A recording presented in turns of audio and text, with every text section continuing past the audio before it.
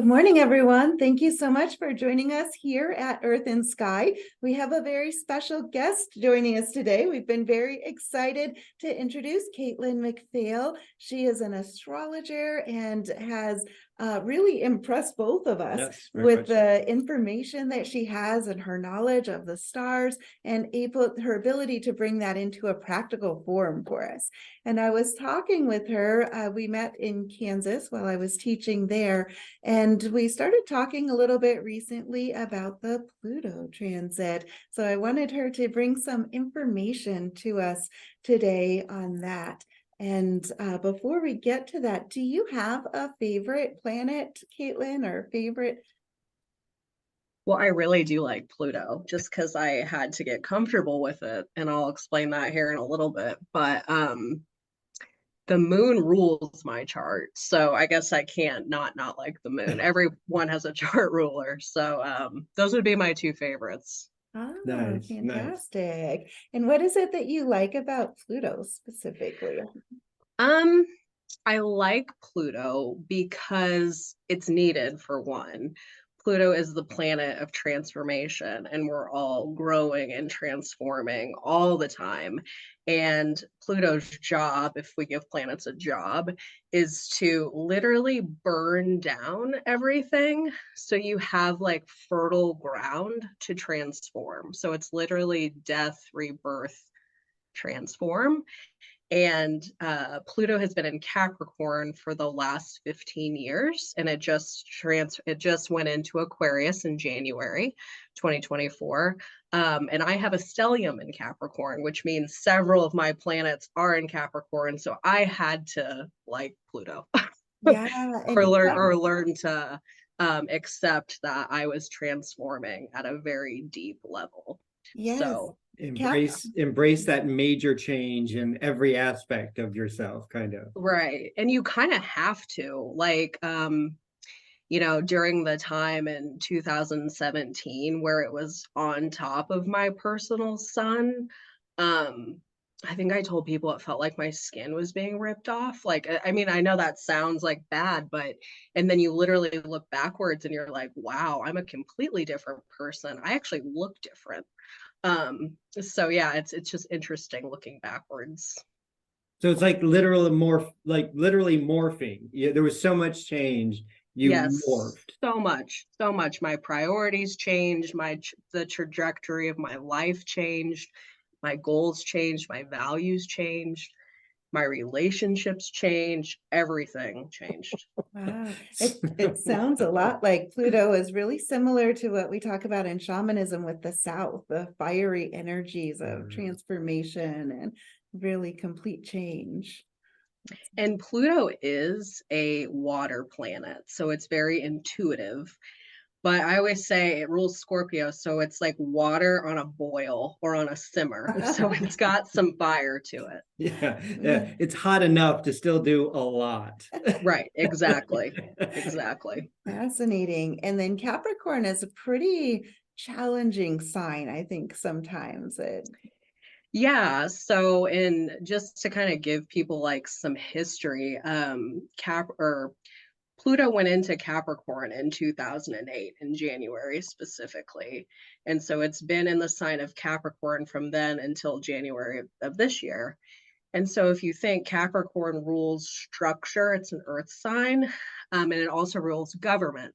So if you think about looking at the news and, things that are going on in the world, you can see how it's literally kind of transformed people's opinions and the structure of things in that sphere of life. Yeah.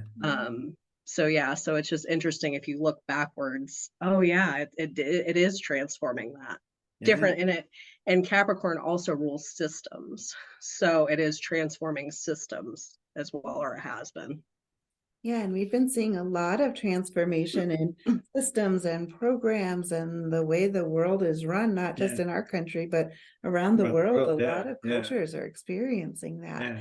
So then if we're moving from that transformation of systems and government into Aquarius, what does that mean for what we'll be transforming next? Yeah, because I want to know.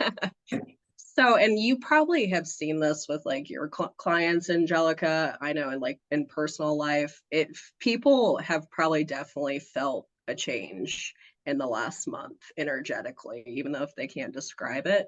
Pluto going into Aquarius, this starts the revolution of transformation of humanity, because Aquarius rules humanity.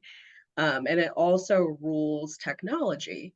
And so we're going to see a lot of transformation in the areas of technology. What life is like now with technology will look completely different in 20 years and how we utilize it. And there also will be some power struggles, because Pluto also rules that with technology. So you'll see two kind of forces of people who or groups and people who don't use technology for the good of all, and people that do. So that power struggle will be seen too in the next 20 years while Pluto is in Aquarius. Now that's interesting, because just over the last month or two, all of the new, hey, everything you can connect with AI is really gone into overdrive. I mean, it's commercials, and the phones now are coming out with new versions of AI systems that each company is coming up with on their own. I mean, it had really built up where there were a handful of companies that were really focused on that. And now it's like every company goes, no, no, no, no, we have our version. And so that's Right. and just as a kickoff, and then when you say the struggle with people, to me, that's one of the things where people are so worried about, like the AI, and where it's going. And I tell everybody, because my history is in programming, and I really grasp the underlines. And one of everything I always tell them is, it's like nuclear. You can take this amazing or horrible thing and do amazing or horrible things with it. It's just what we choose to do with it. And I think that in this instance, that sounds like, yeah, that's exactly where things are going. It just depends on, what we do with it. Yeah, and Pluto is a generational planet, and the last time it was in Aquarius was in 1777. And that was actually around the time when the American Revolution started. So if you think back, like there was a transition of power, and actually the French Revolution happened during that time. So there was a lot of wars and changing of power and humanity morphing. So it'll be interesting with technology being a factor now, what that's going to look like. That's amazing. Interesting. Very cool. Yeah, that is fascinating. And I definitely have been seeing those shifts in people. It seemed like very shortly, maybe within just a few days of when we talked about that transit beginning with Pluto, I started getting calls from people that were wondering, why am I feeling like this? What is this change that's going on? Everything feels a little bit different. And I'm seeing people kind of make some pretty big breakthroughs just as of recent, that are things you can tell have been in the works for a while, but it's almost like the Pluto rollout. It feels like Pluto's rolling out the product line, rolling out the upgrades. Oh, by the way, now this starts, kind of a thing. And Pluto is such a slow moving planet. It's like a gradual slow burn. It only moves a few degrees a year, actually. So it's a very slow process. So it's kind of this undercurrent of transformation versus some of the quicker moving planets. Those are the things, like Mercury retrograde is one people know a lot about, where technology will break and different things. But this is more of a deep transformation, even from like a cellular and worldly level. Yeah.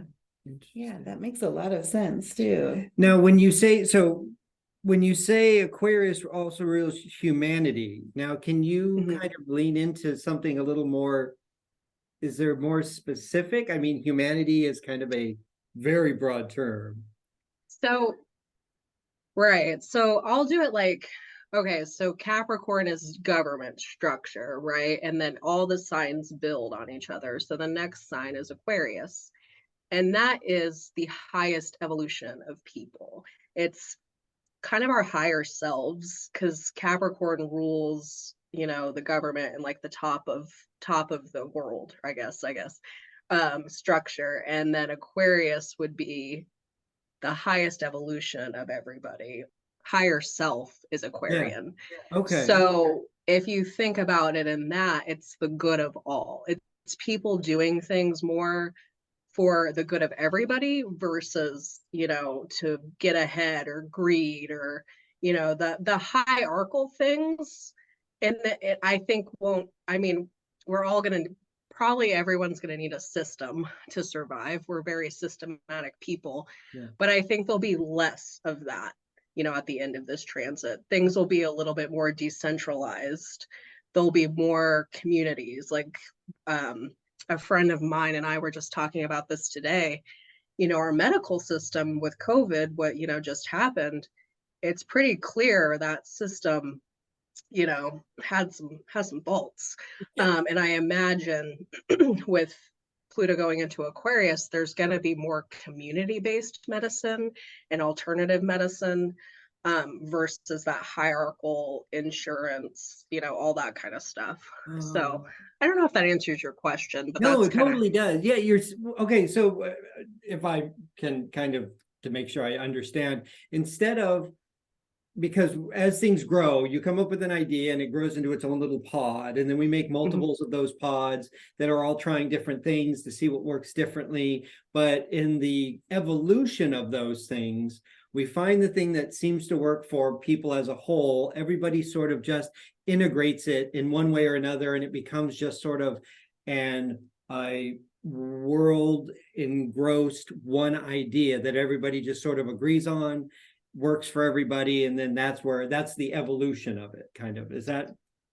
yeah, like more of, we're gonna have to help each other out Right, to yeah, evolve. exactly. And I think the scale, at least we're at a tipping point where we're at this point where, okay, the greed and, people being greedy and going, Yes. not caring about other people, kind of at the point where that's not going to work.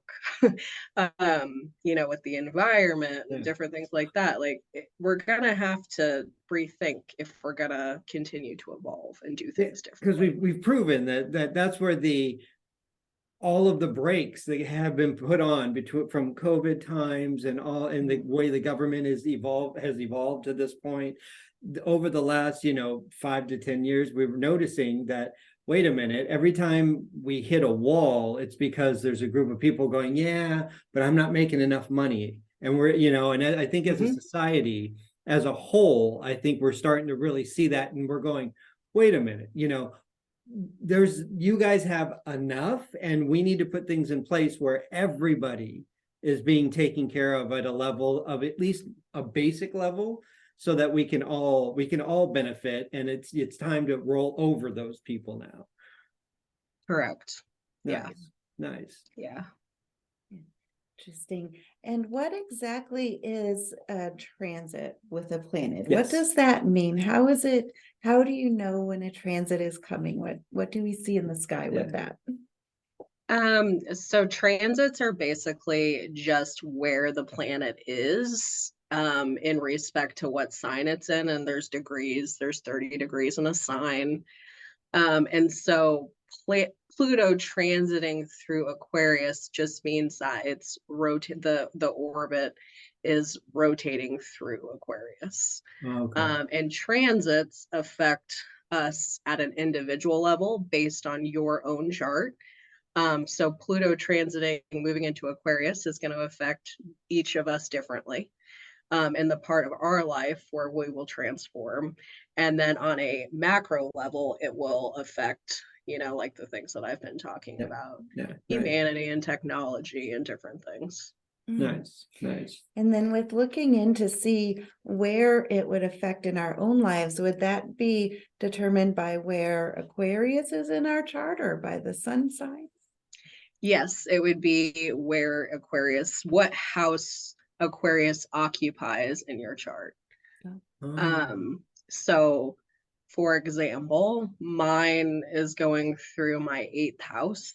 And so I am going to transform.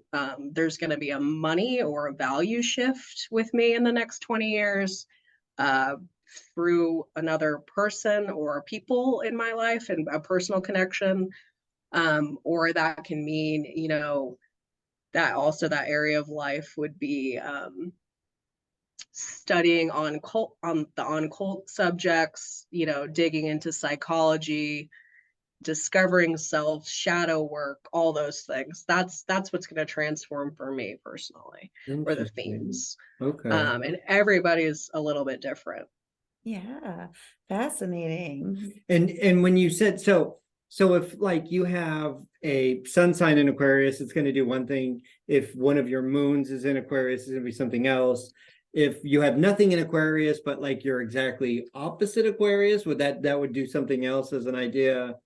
Yeah, so the people who it's going to impact the most are people with fixed placements.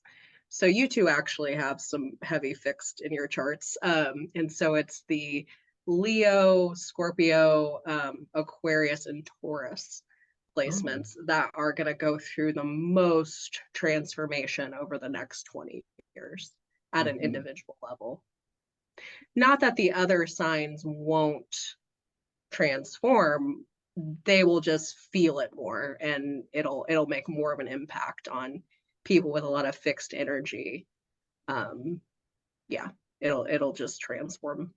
It'll be have more of an impact. Yeah. Nice, nice. So like, and so when you were, mine was Leo. So Mhm. can you expand on what that would mean specifically to a Leo?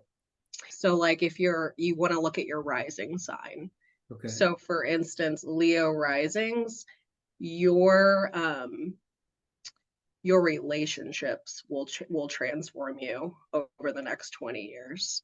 If you have a Scorpio rising, your home life will change that'll transform you over the next 20 years. Moving, you probably will likely move, and it will have a very impactful, um, transition in your life. So if that kind of gives you an example. Oh yeah, absolutely. Interesting. That's really Yeah, good. Yeah, yeah, yeah. yeah. That makes sense. So whatever that sign is kind of predominantly Mhm. about Yeah, is what yeah. will, yeah, Interesting. fantastic. That's so great. And when does the Leo, so sorry, the Pluto transit end? It started about, actually, do you know when exactly it started? And It started on January 20th, 2024. We did get a taste of this back last year in March 2023, because the planets go into retrograde and then they come back. So we're back. We're officially in Aquarius now. So if you want to think back to March of last year, some similar themes might be coming up right now, Oh, interesting. and things that you need to transform and look at and different and evolve from. Um, it will go back into Capricorn, interestingly, around the fall and through election time. Again, government, or yeah, elections in the United States anyway. And then it'll go officially, will not go back into Capricorn ever again in our lifetime. Mhm. Interesting. And it will be in Aquarius until 2020 or 2044. Okay. Fantastic. Yeah. So a good 20 years. And I look at numerology a lot and I see a lot of 20s with some of what you said, January 20th, 2024 to 2044, 20 years. So it's kind of interesting because the numerology, that 20 energy is going to be about how we work with others in relationship and how, Wow, that's cool. yeah, and magnified because Yeah. it's the Zero. zero after the two Yeah. amplifies everything about the two. Yeah, the two So is about on working. steroids, working with others. And then you add a zero and it's, yeah, if it was 200, it's that on steroids again, kind of a thing. Wow. Yeah, yeah. Yeah, And yeah, so yeah, that totally links up with Aquarius and what it's, working together and yeah, exactly. building a world together. Exactly. Yeah, because if it was a 2 on its own, it would be about harmony, bringing peace to things. But the 0 means there's going to be a lot of challenge in figuring out how do you get to the transformation of the harmonious place. So fascinating the way Very it all interesting. ties in Yes. together. Cool. Yes. Any I questions no, that I you have? think I think she answered all of it. I'm actually excited about the next 20 years. Yeah. Yeah. I think it's gonna be interesting. And you know, I just wanted to note too, when it moves back into Capricorn, it's kind of going to bring up some stuff maybe that you've been dealing with in the past structurally, in the past, 15 years that it's been in Capricorn. And that's kind of the final, like, oh, these are the things left to change and to transform. So yeah, so that'll be interesting, and that'll be in the fall time. And Okay, I nice. kind of like that with retrogrades. One of the things I really like with retrogrades is it gives us a chance to look back and to reassess. It's almost like a second chance in a way. So would you think that in the fall, when it starts to bring those things up, would it be good for people maybe to think about what is this stirring up and maybe feel like they're getting a second chance at figuring out what they maybe hadn't completed before? Would that make sense? Absolutely. And I actually started, and people don't have to go this far, but a retrograde journal when the planets do go into retrograde. So you can, like, at the start of a retrograde, like, kind of write down some themes of what's going on. And then, based on your chart, you can, okay. And then at the end, you can kind of, or during that point, you can kind of reevaluate. Oh, okay, these are the themes in my life that I have to go back and look at. And there's usually a lesson, associated with that, or, an issue will come up around that point where wherever that planet is, it's trying to teach you something. I love I that. love that. That's a great idea. Yeah, Yeah, fantastic yeah. idea. Yeah, I feel like we should never fear the retrograde. Sometimes people get a little Oh nervous. no. It's a Yeah. great second chance. People are always seems to be so afraid of the idea of even change. Like there may be a challenge and people just go, oh no. And it's like, you have them every day. Why would why does everybody panic so bad? But it's a chance to do more, to do better, to evolve. I mean, Hmm. And I have found that if I kind of know with astrology what's generally coming, I mean, we can't predict things to a T. At least I can have the skill set, or just kind of some tools that available that can help me through a time or a retrograde cycle, or just kind of get a little bit prepared, not to make me anxious or someone anxious, but just to be prepared. yeah. That makes a lot Yeah, of but sense. buckle down, learn to pause, that little extra bit in this area. Yeah, retrogrades are all about slowing down. um Specifically Mercury retrograde, which happens 3 to 4 times a year. um that people really need to slow down during that time. Yeah, so Nice, Mm, nice. That's Yes, awesome. fantastic. Well, if anybody wants to get more information or is interested in having your personal chart done, Yep. JJ and I both had our charts done with Caitlin and we loved it. It was through Zoom and she gave us so much Yes, information. absolutely. It was so great. Highly recommended. I do know that you get quite a bit booked up though. So for anybody reaching out, please have patience and waiting until you can get scheduled with her. But we're going to scroll her email on the screen. Caitlin at Value Wellbeing. That's YOU Wellbeing, but you can see that right across the bottom of your screen there. And you can always reach us at Earth and Sky Center. If anybody wants to reach out to have suggestions for future topics or any other questions, we might be bringing Caitlin back on in the future for some other astrology topics. And we appreciate each and every one of you who tune into us each week. Please feel free to share this video out to your friends and family. And remember to like and subscribe. Absolutely. Our website, www.earthandskycenter.com. Thank you so much, everyone. Have a fantastic week. We'll see you next Sunday.